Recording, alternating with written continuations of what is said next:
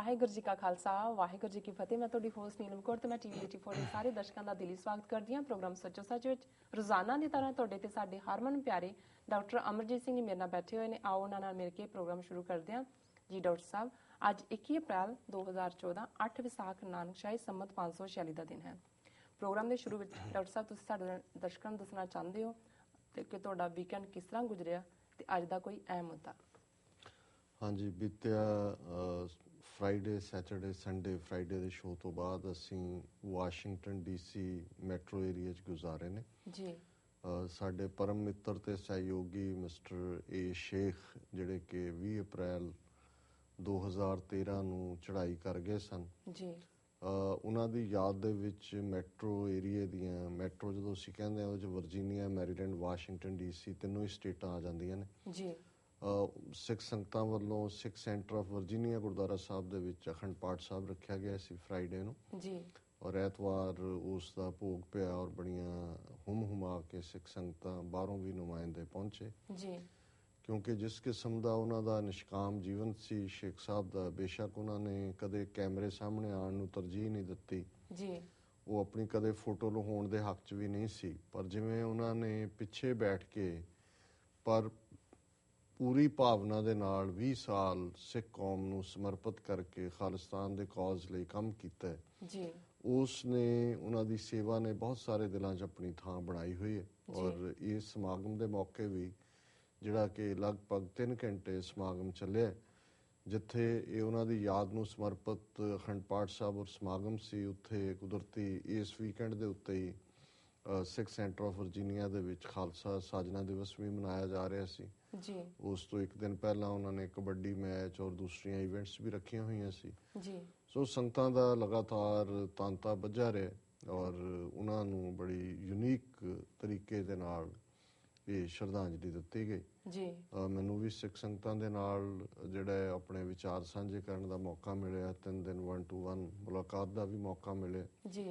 ਔਰ ਮੈਨੂੰ ਵੀ ਉਹਨਾਂ ਦੀ ਸ਼ਖਸੀਅਤ ਦੇ, ਹਾਲਾਂਕਿ 20 ਸਾਲ ਮੇਰਾ ਲਗਾਤਾਰਤਾ ਦੇ ਨਾਲ ਉਹਨਾਂ ਦੇ ਨਾਲ ਸਾਥ ਸੀ, ਲੇਕਿਨ ਫਿਰ ਵੀ ਕੁਛ ਐਸੀਆਂ ਚੀਜ਼ਾਂ ਜਿਹੜੀਆਂ ਤੁਸੀਂ ਕਾਮਨ ਬੰਦੇ ਜਿਨ੍ਹਾਂ ਨਾਲ ਉਹਨਾਂ ਨੇ ਵਰਤਿਆ ਜਾਂ ਉਹਨਾਂ ਦੇ ਨਾਲ ਵਾਹ ਵਾਸਤਾ ਰਿਹਾ, ਉਹਨਾਂ ਤੋਂ ਵੀ ਜਾਣਨ ਦੇ ਵਿੱਚ ਆਈਆਂ ਜੀ। ਔਰ ਕੁਛ ਗੱਲਾਂ ਜਿਹੜੀਆਂ ਸਟੇਜ ਤੋਂ ਵੀ ਬਾਹਰੋਂ ਆਏ ਬੁਲਾਰਿਆਂ ਨੇ ਵੀ ਸਾਂਝੀਆਂ ਕੀਤੀਆਂ, ਜਿਵੇਂ ਉਹਨਾਂ ਦਾ ਇਹ ਕਹਿਣਾ ਸੀ ਕਿ ਵੀ ਸਿੱਖ ਧਰਮ ਦੇ ਵਿੱਚ ਜੋ ਕੁਛ ਹੈ, ਕਈ ਵਾਰ ਸਿੱਖ ਆਪਣੀ ਆਪ ਨੂੰ ਜ਼ਿਆਦਾ ਕ੍ਰਿਟਿਸਾਈਜ਼ ਕਰਦੇ ਨੇ ਪਰ ਆਪਣੀਆਂ ਖੂਬੀਆਂ ਜਾਂ ਆਪਣੇ ਧਰਮ ਦੀਆਂ ਖੂਬੀਆਂ ਤੋਂ ਉਹ ਬਾਖਬਰ ਨਹੀਂ ਨੇ ਜੀ। ਜਿਵੇਂ ਉਹਨਾਂ ਨੇ ਕਹਿਣਾ ਕਿ ਵੀ ਮੈਂ ਇੱਕ ਮੁਸਲਮਾਨ ਹੈ ਤੇ ਤੁਸੀਂ ਮੈਨੂੰ ਸਟੇਜ ਤੇ ਬੋਲਣ ਦਾ ਮੌਕਾ ਦਿੱਤਾ। ਇਹ ਗੱਲ ਉਹਨਾਂ ਨੇ ਨਿਊਯਾਰਕ ਦੇ ਗੁਰਦੁਆਰਾ ਬਾਬਾ ਮੱਖਣ ਸ਼ਾਹ ਲੁਬਾਣਾ ਸਿੱਖ ਸੈਂਟਰ 'ਚ ਬੋਲਦਿਆਂ ਕਹੀ ਸੀ ਜੀ ਜੀ।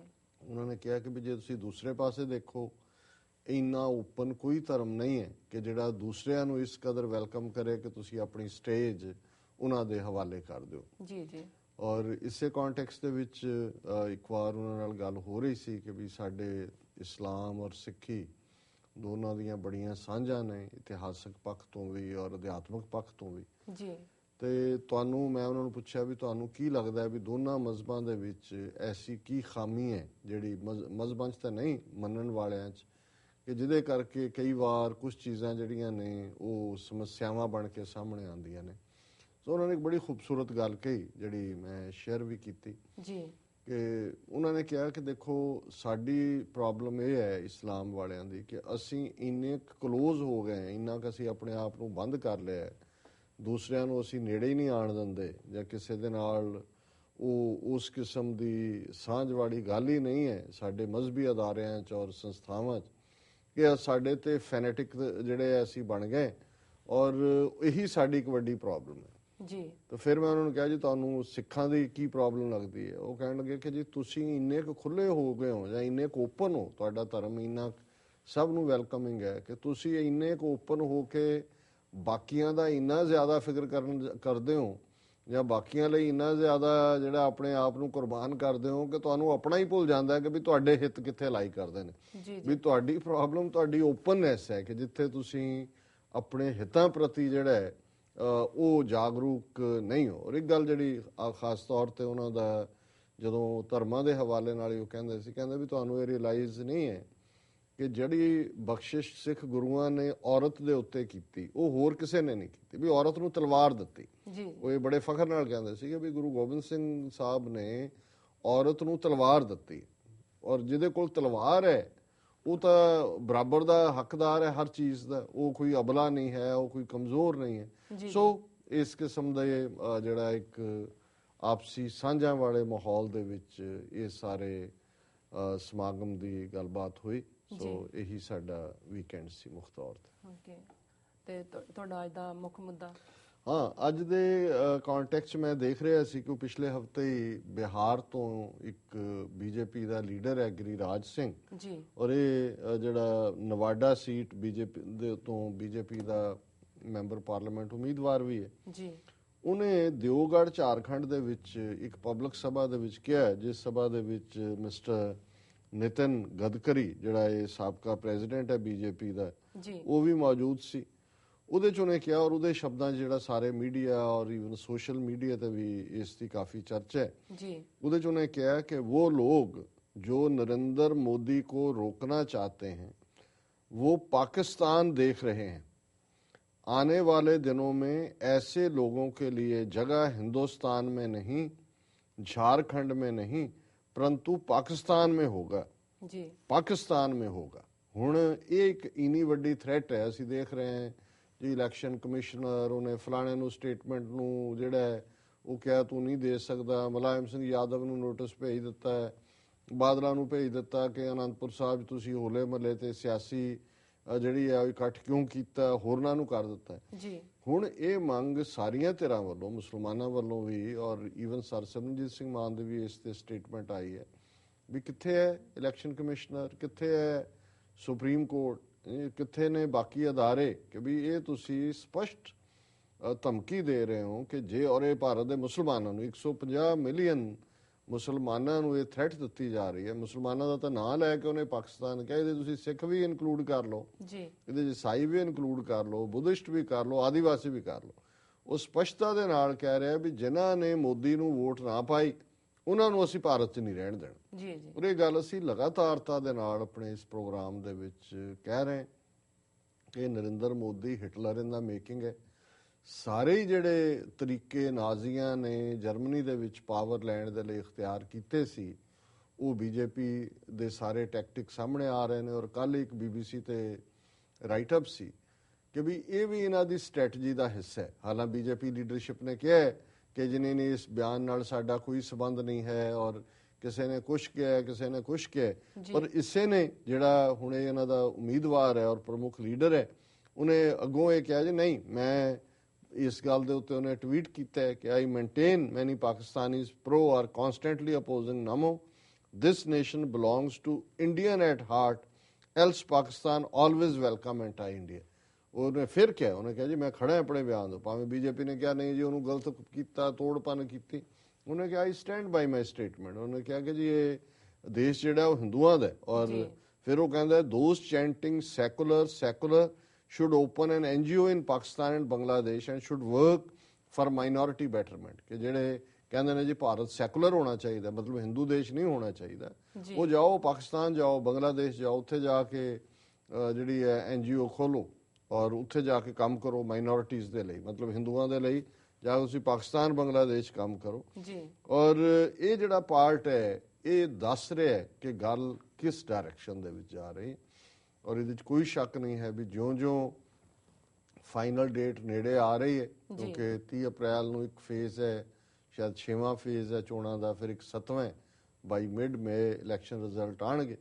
ਸੋ ਸਾਡਾ ਇਹ ਖਦਸ਼ਾ ਹੈ ਕਿ ਆਉਣ ਵਾਲੇ ਦਿਨਾਂ 'ਚ ਇਸ, ਕਿਉਂਕਿ ਆਲਰੇਡੀ ਇੱਕ ਖੌਫ ਤਾਂ ਉਹਨਾਂ ਨੇ ਪੈਦਾ ਕਰ ਦਿੱਤਾ ਮੁਸਲਮਾਨਾਂ ਨੂੰ ਜਿਹੜਾ ਮੈਸੇਜ ਦੇਣਾ ਸੀ। ਔਰ ਇਹੀ ਕਾਰਨ ਹੈ ਕਿ ਵੈਸਟਰਨ ਯੂਪੀ ਮੁਜ਼ੱਫਰਪੁਰ 'ਚ ਜਿਵੇਂ ਸੈਂਕੜਿਆਂ ਮੁਸਲਮਾਨ ਮਾਰੇ ਔਰ ਹਜ਼ਾਰਾਂ ਬੇਘਰ ਕੀਤੇ, ਆਲਰੇਡੀ ਜਿਹੜੀਆਂ ਮੀਡੀਆ ਉੱਥੋਂ ਓਪੀਨੀਅਨ ਪੋਲਸ ਆਈਆਂ ਉਹ ਦੱਸ ਰਹੀਆਂ ਕਿ ਉੱਥੇ ਪੋਲਰਾਈਜੇਸ਼ਨ ਹੋਈ ਹੈ ਵੋਟਾਂ ਦੀ, ਕਿਉਂਕਿ ਉਹ ਬੜੀ ਟੋਲਰੈਂਟ ਜਿਹੀ ਬੈਲਟ ਸੀ ਜਾਟਾਂ ਦੀ, ਜਿਹੜੇ ਕਦੇ ਵੀ ਮੁਸਲਮਾਨਾਂ ਨਾਲ ਨਹੀਂ ਸੀ, ਸਦੀਆਂ ਤੋਂ ਇਕੱਠੇ ਰਹਿ ਰਹੇ ਸੀ। ਪਰ ਇਸ ਵਾਰ ਜਦੋਂ ਉਹਨਾਂ ਤੁਸੀਂ ਪਿੰਡ ਵਾਲਿਆਂ ਦਾ ਇੰਟਰਵਿਊ ਦੇਖਦੇ ਹੋ ਉਹ ਕਹਿੰਦੇ ਨੇ ਜੀ ਹਾਂ ਅਸੀਂ ਤਾਂ ਮੋਦੀ ਨੂੰ ਵੋਟ ਪਾਵਾਂਗੇ। ਸੋ ਆਲਰੇਡੀ ਮੁਸਲਮਾਨ ਤਾਂ ਵੈਸੇ ਮਾਈਨੋਰਿਟੀ ਸੀ ਉੱਥੇ, ਉਹ ਤਾਂ ਨਾ ਵੀ ਪਾਉਣ ਫਰਕ ਨਹੀਂ ਪੈਂਦਾ।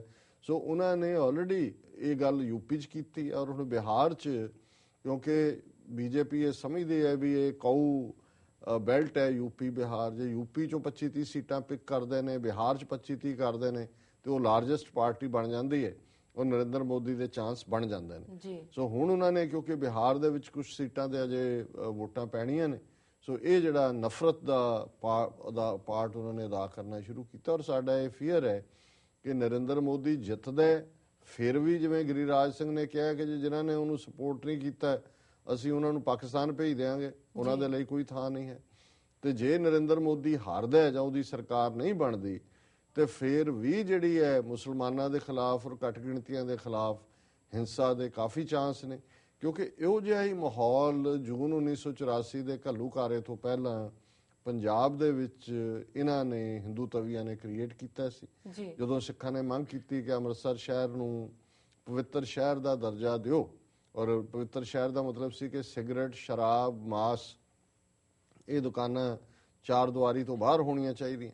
ਤੇ ਹਜ਼ਾਰਾਂ ਹਿੰਦੂਆਂ ਨੇ ਅੰਮ੍ਰਿਤਸਰ ਦੇ ਵਿੱਚ ਇਕੱਠੇ ਹੋ ਕੇ ਵੱਡੀਆਂ ਵੱਡੀਆਂ ਡਾਂਗਾਂ ਦੇ ਉੱਤੇ ਸਿਗਰਟਾਂ ਦੇ ਗੁੱਛੇ ਬੰਨੇ ਹੋਏ ਸੀ।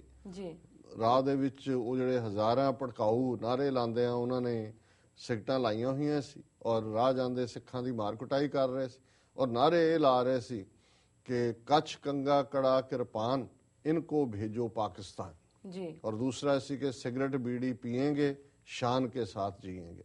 ਹੁਣ ਉਦੋਂ ਵੀ ਸਿੱਖਾਂ ਨੂੰ ਇਹਨਾਂ ਨੇ ਇਹੀ ਕਿਹਾ ਸੀ ਕਿ ਵੀ ਇਹ ਤੁਹਾਨੂੰ 5 ਕਕਾਰਾਂ ਦਾ ਕਹਿ ਕੇ ਕਿ ਇਹਨਾਂ ਨੂੰ ਪਾਕਿਸਤਾਨ ਭੇਜੋ, ਮਤਲਬ ਇਹ ਕਿ ਸਿੱਖ ਸਾਰੇ ਕੱਢੋ। ਸੋ ਉਸ ਤੋਂ ਬਾਅਦ ਕੀ ਮਾਹੌਲ ਸਿਰਜਿਆ ਗਿਆ, ਕਿਵੇਂ ਜੂਨ 84 ਦਾ ਘੱਲੂਘਾਰਾ ਹੋਇਆ, ਕਿਵੇਂ ਉਹਨਾਂ ਹੀ ਅੰਮ੍ਰਿਤਸਰ ਦੇ ਹਿੰਦੂਆਂ ਨੇ ਜਿਹੜਾ ਉਹ ਮਠਿਆਈਆਂ ਵੰਡੀਆਂ, ਫੌਜੀਆਂ ਨੂੰ ਗਰਮ-ਗਰਮ ਪੂੜੀਆਂ, ਛੋਲੇ, ਪਰੌਂਠੇ ਔਰ ਵਧਾਈਆਂ ਦਿੱਤੀਆਂ ਜੀ। ਔਰ ਜਿਸ ਬੰਦੇ ਨੇ ਅੰਮ੍ਰਿਤਸਰ ਦਾ ਮਾਡਲ ਤੋੜਿਆ ਸੀ ਇਸ ਕਿਸਮ ਦੇ ਜਲੂਸ ਦੇ ਦੌਰਾਨ ਹੀ, ਹਰਬੰਸ ਲਾਲ ਖੰਨਾ ਜਿਹੜਾ ਕਿ ਅੰਮ੍ਰਿਤਸਰ ਦਾ ਪ੍ਰਮੁੱਖ ਲੀਡਰ ਸੀ ਬੀਜੇਪੀ ਦਾ, ਬਾਅਦ ਦੇ ਵਿੱਚ ਉਹਨੂੰ ਸਜ਼ਾ ਦਿੱਤੀ ਸਿੰਘਾਂ ਨੇ। ਹੁਣ ਜੇ ਅਰੁਣ ਜੇਤਲੀ ਨੇ ਆਪਣਾ ਦਫ਼ਤਰ ਖੋਲਿਆ, ਅਰੁਣ ਜੇਤਲੀ ਨਰਿੰਦਰ ਮੋਦੀ ਦਾ ਖਾਸ ਬੰਦਾ ਹੈ, ਗੁਜਰਾਤ ਤੋਂ ਰਾਜ ਸਭਾ ਦਾ ਮੈਂਬਰ ਹੈ ਤੇ ਉਸ ਦੇ ਘਰ ਦੇ ਵਿੱਚ ਜਿੱਥੇ ਹਰਬੰਸ ਲਾਲ ਖੰਨੇ ਦਾ ਸੀ ਉੱਥੇ ਦਫ਼ਤਰ ਖੋਲਿਆ ਆਪਣੇ ਬੀਜੇਪੀ ਦਾ ਪੋਲ ਕੈਂਪੇਨ ਦਾ। ਸੋ ਜ਼ਾਹਰ ਹੈ ਕਿ ਸਿੰਬੋਲਿਜ਼ਮ ਮੋਦੀ ਜਾ ਕੇ ਬਨਾਰਸ ਤੋਂ ਖੜਾ ਹੈ ਜਿਹੜਾ 4000 ਸਾਲ ਤੋਂ ਸੀਟ ਹੈ ਹਿੰਦੂਤਵਾ ਦੀ। ਸੋ ਮੈਸੇਜ ਤਾਂ ਬੜੀ ਕਲੀਅਰਲੀ ਦੇ ਰਹੇ ਨੇ, ਜਿਹੜਾ ਸਿੱਖਾਂ ਨੂੰ ਦਿੱਤਾ ਸੀ ਕਿ ਭਾਈ ਤੁਹਾਨੂੰ ਪਾਕਿਸਤਾਨ ਭੇਜਾਂਗੇ, ਫਿਰ ਘੱਲੂਘਾਰੇ ਵਰਤਾਏ, ਫਿਰ ਉਹ ਸਮਾਂ ਵੀ ਆਇਆ ਕਿ ਸਿੱਖ ਨੌਜਵਾਨ ਜਿਹੜੇ ਨੇ ਉਹ ਪਾਕਿਸਤਾਨ ਜਾਣ ਤੇ ਮਜਬੂਰ ਹੋਏ।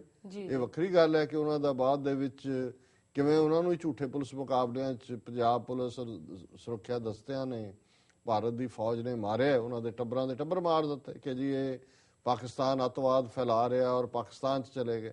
ਹੁਣ ਜੇ ਤੁਸੀਂ ਪਾਕਿਸਤਾਨ ਭੇਜਣ ਤੇ ਉਤਾਰੂ, ਸਿੱਖਾਂ ਨੂੰ ਤੁਸੀਂ ਮਜਬੂਰ ਕੀਤਾ ਸੀ ਕਿ ਉਹ ਬਾਰਡਰ ਟੱਪ ਕੇ ਜਾਨਾਂ ਬਚਾਉਣ ਲਈ ਜਾਣ, ਤੇ ਫਿਰ ਇਸ ਗੱਲ ਨੂੰ ਵੀ ਇਹ ਯਾਦ ਰੱਖਣ, ਗਿਰੀਰਾਜ ਸਿੰਘ ਹੋਏ, ਮੋਦੀ ਹੋਏ, ਗਡਕਰੀ ਹੋਏ, ਰਾਜਨਾਥ ਸਿੰਘ ਹੋਏ, ਕਿ ਵੀ ਇਹ ਜਿਹੜੀ ਤੁਹਾਡੀ ਇਹ ਨੀਤੀ ਹੈ ਅਲਟੀਮੇਟਲੀ ਇਹੀ ਤੁਹਾਨੂੰ ਡੋਬੇਗੀ। ਨਰਿੰਦਰ ਮੋਦੀ ਤੁਸੀਂ ਸਮਝਦੇ ਹੋ ਕਿ ਜੀ ਉਹ ਆ ਗਿਆ ਤੇ ਬਾਕੀਆਂ ਨੂੰ ਤੁਸੀਂ ਦੱਬ ਲਓਗੇ, ਤੁਸੀਂ ਦੱਬੋਗੇ ਨਹੀਂ। ਇਹਦੀ ਮੋਦੀ ਦੀ ਆਮਦ ਤੁਹਾਡਾ ਫਾਈਨਲ ਜਿਹੜਾ ਜਿਹਨੂੰ ਕਹਿੰਦੇ ਨੇ ਕਿ last straw on the camel's back, ਕਿ ਊਂਠ ਜਿਹੜਾ ਉਹਨੂੰ ਤੁਸੀਂ ਲੱਦਦੇ ਜਾਂਦੇ ਹੋ, ਫਿਰ ਭਾਵੇਂ ਇੱਕ ਤੀਲਾ ਰੱਖੋ, ਕੁਝ ਵੀ ਨਾ ਰੱਖੋ ਉਹਦੇ ਤੇ, ਊਂਠ ਬਹਿ ਜਾਂਦਾ, ਫਿਰ ਤੁਸੀਂ ਉਹਨੂੰ ਖੜਾ ਨਹੀਂ ਕਰ ਸਕਦੇ। ਅਸੀਂ ਸਮਝਦੇ ਹਾਂ ਵੀ ਇਸ ਲਾਈਨ ਵਾਲੇ ਜਾ ਰਹੇ ਨੇ ਔਰ ਇਹਨਾਂ ਨੂੰ ਇਹ ਜਿਸ ਕਿਸਮ ਦਾ ਮਾਹੌਲ ਇਹ ਧਮਕੀਆਂ ਵਾਲਾ ਔਰ ਹਿੰਸਾ ਵਾਲਾ ਸਿਰਜ ਰਹੇ ਨੇ, ਇਹ ਇਹਨਾਂ ਨੂੰ ਇਹਦਾ ਪ੍ਰਾਈਸ ਦੇਣਾ ਪਏਗਾ। ਔਰ ਮੋਦੀ ਜਿਹੜਾ ਇਹ ਫਾਈਨਲ ਜੇ ਆ ਜਾਂਦਾ ਔਰ ਇਸ ਕਿਸਮ ਦੀ ਨੀਤੀ ਇਹਨਾਂ ਦੀ ਰਹਿੰਦੀ ਹੈ ਤੇ ਭਾਰਤ ਦਾ ਫਾਈਨਲ ਬੇੜਾ ਜਿਹੜਾ ਹੈ ਉਹ ਇਹੀ ਗਰਕ ਕਰੇਗਾ ਔਰ ਇਹਦੇ ਹੁੰਦਿਆਂ ਹੀ ਫਿਰ ਭਾਰਤ ਜਿਹੜਾ 8-10 ਟੁਕੜਿਆਂ ਦੇ ਵਿੱਚ ਵੰਡਿਆ ਜਾਏਗਾ। ਇਸ ਬਾਰੇ ਭੁਲੇਖਾ ਨਹੀਂ ਹੋਣਾ ਚਾਹੀਦਾ। ਜੀ ਡਾਕਟਰ ਸਾਹਿਬ, ਤੁਹਾਡਾ ਬਹੁਤ ਬਹੁਤ ਸ਼ੁਕਰੀਆ। ਇਸ ਨਾਲ ਲੈਣੇ ਆ ਬ੍ਰੇਕ। ਵੀਅਰਸ ਤੁਸੀਂ ਕਿਤੇ ਨਹੀਂ ਜਾਣਾ, ਮਿਲਦੇ ਹਾਂ ਛੋਟੇ ਵਕਫੇ ਤੋਂ ਬਾਅਦ।